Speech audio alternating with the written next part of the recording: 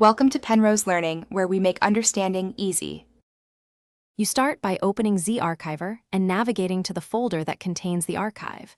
Make sure Zarchiver has storage permission so you can read files. Once you tap the archive, Zarchiver shows its contents and indicates if entries are encrypted or require a password. If the archive lists files but displays lock icons, you'll need a password to extract or view them. Keep the likely password candidates ready, common names, dates, or project codes so you can try them quickly. Once you choose Extract, Zarchiver prompts for the password.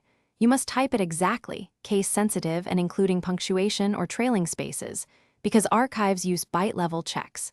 If you have multiple guesses, try shorter likely variants first to save time. After entering the password, select the destination folder and confirm whether to overwrite existing files. The app will show progress and report errors immediately. If extraction succeeds, review files for completeness and correct timestamps to ensure nothing corrupted during extraction. If the password fails, don't panic. Try common variations such as capitalization, numbers appended, or reversed words, and avoid extra spaces.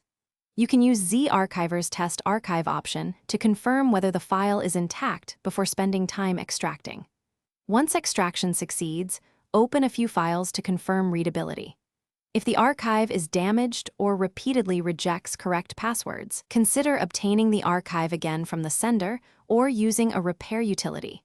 Make sure to back up the broken file before attempting repairs. Thanks for watching. If this was helpful, leave a like and consider subscribing. See you next time.